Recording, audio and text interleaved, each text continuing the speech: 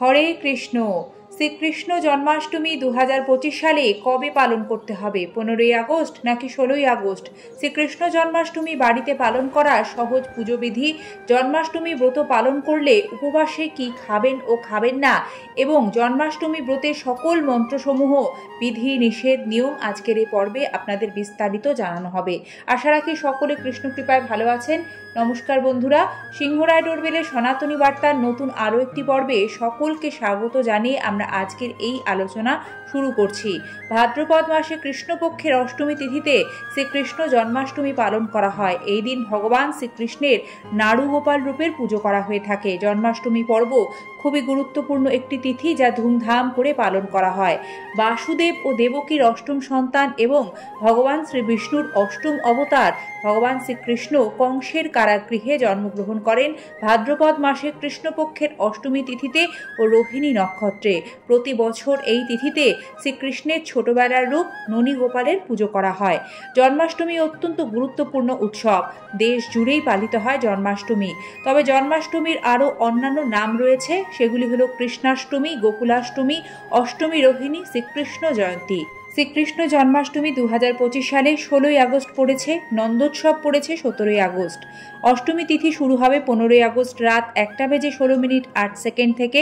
16ই August রাত 12:48:03 পর্যন্ত থাকবে অষ্টমী তিথি।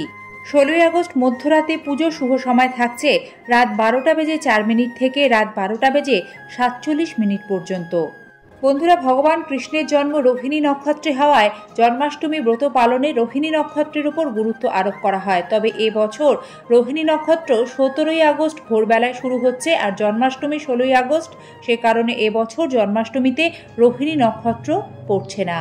জন্মাষ্টমী ব্রতের পূজার উপকরণ: গোপালের মূর্তি, দোল বা সিংহাসন, ময়ূরের পালক, বাঁশি, গরুর মূর্তি, বৈজয়ন্তীর মালা, নতুন লাল কাপড়, তুলসী পাতা, গয়না, মুকুট, শসা, ওড়না, গোপীচন্দন, কুমকুম, হলুদ, অক্ষত অর্থাৎ অখণ্ড আতপ চাল, সপ্তধন, মৌলি, তুলা, তুলসীর মালা, আবির, সপ্তমৃত্তিকা, সুগন্ধি, কলসি, প্রদীপ, ধূপ, ফল, নতুন হলুদ পোশাক, মাখন, চিনির মিছরি, নৈবেদ্য বা মিষ্টি, ছোট এলাচ, লবঙ্গ, ধূপকাঠি, কর্পূর, অভিষেকের জন্য কেশর, নারকেল, পঞ্চামৃত, ফুল, কলা পাতা, কুশ ও দূর্বা, গঙ্গাজল, মধু, চিনি, সুপারি, পান, সিঁদুর ইত্যাদি।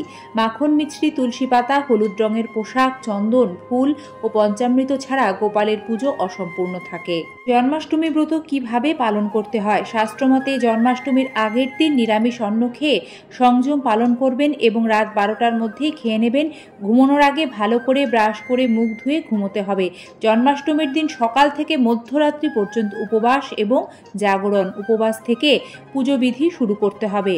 জন্মাষ্টমী ব্রতবিধিতে রাতে গোপালের স্নান অভিষেকে পঞ্চামৃত অর্থাৎ দুধ, দই, ঘি, মধু, চিনির জল, মিশ্রির জল, তাজা ফলের রস, শুদ্ধ জলের ধারা, ডাবের জল দিয়ে গোপালকে অভিষেক করাবেন। তারপর ভগবানের গা মুছিয়ে ভগবানকে নতুন হলুদ বস্ত্র পরিধান করিয়ে দেবেন, শ্বেত চন্দন লেপন করবেন, তুলসীপত্র অর্পণ করবেন, ভগবানের চরণে সুগন্ধি পুষ্প অর্পণ করবেন।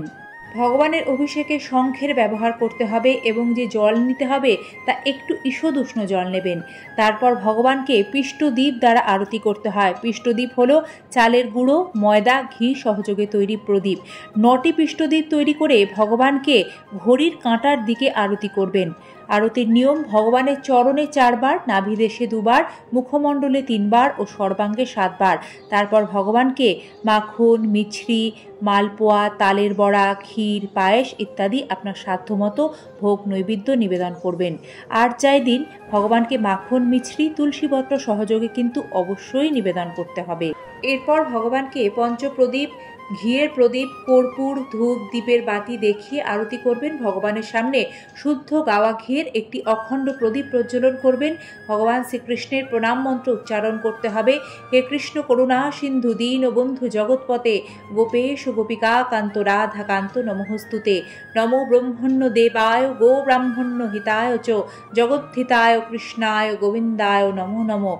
ঠিক তারপর শ্রীমতী রাধারানীর প্রণাম মন্ত্র জপ করবেন: তপ্ত কাঞ্চন গৌরাঙ্গী রাধে বৃন্দাবনেশ্বরী বৃষভানুসুতে দেবী প্রণমামি হরিপ্রিয়ে। এইভাবে জন্মাষ্টমীর মধ্যরাতে ভগবানের অভিষেক করার পর আপনারা একাদশী দিনের মতো অনুকল্প প্রসাদ গ্রহণ করবেন। উপবাস থেকে হরিনাম জপ, কৃষ্ণ লীলা শ্রবণ, গীতা ভাগবত পাঠ, ভগবানের দর্শন, ভক্ত সঙ্গে হরিনাম কীর্তন ইত্যাদি করবেন। তবে যাদের উপবাস পালনের সমস্যা, অসুস্থ, তারা অবশ্যই জন্মাষ্টমীর দিন দুপুর 12টার পরে শ্রীকৃষ্ণের কাছে ক্ষমা চেয়ে একটু দুধ বা ফল খেতে পারবেন। তবে এ ব্রতে একাদশীর মতোই অন্নসহ পঞ্চরবি শস্য খাবার বিধান নেই। জন্মাষ্টমীর পরদিন সকালে স্নান করা শেষে নির্দিষ্ট সময় অর্থাৎ 17ই আগস্ট ভোর 5টা থেকে সকাল 9টার মধ্যে পারণ মন্ত্র পাঠ করে শ্রীকৃষ্ণকে পঞ্চরবি শস্য ভোগ নিবেদন করবেন। তা কৃষ্ণ প্রসাদ হিসেবে গ্রহণ করে পারণ করবেন। এবারে দেখুন ও শ্রবণ করুন শ্রীকৃষ্ণ জন্মাষ্টমীর পারণ মন্ত্রটি। পারণ শুরুর মন্ত্র হল সর্বায় সর্বেশ্বরায় সর্বপতয়ে সর্বসম্ভবায় গোবিন্দায় নমো নমঃ। পারণান্তে মন্ত্র উচ্চারণ করবেন ভূতায় ভূতেশ্বরায় ভূতপতয়ে ভূতসম্ভবায় গোবিন্দায় নমো নমঃ। জয় শ্রীকৃষ্ণ। বন্ধুরা, এভাবেই বাড়িতে সহজে জন্মাষ্টমী ব্রত পালন করতে হয়। শাস্ত্রে আছে, কেউ যদি একবার ভগবান শ্রীকৃষ্ণের এই জন্মাষ্টমী ব্রত নিষ্ঠা ও ভক্তি ভরে পালন করেন, তাহলে তাকে আর এই জড়জগতে জন্ম, মৃত্যু, ব্যাধি, কষ্ট ভোগ করতে হয় না ও পুনর্জন্ম গ্রহণ করতে হয় না। শ্রীকৃষ্ণ কৃপায় সকলের মঙ্গল হোক। জন্মাষ্টমী কৃষ্ণপ্রীতি ও শুভেচ্ছা। আমরা আগামী পর্বগুলিতে জন্মাষ্টমী সম্পর্কিত আরও শাস্ত্রীয় বিধিসম্মত গুরুত্বপূর্ণ তথ্য নিয়ে আপনাদের সামনে হাজির হব। আজ অনুমতি দিন, এখানেই শেষ করছি। দেখা হবে আবারও আগামী কোনো নতুন সনাতনী বার্তার সাথে। সকলকে জানাই বিনম্র শ্রদ্ধা, আন্তরিক ধন্যবাদ।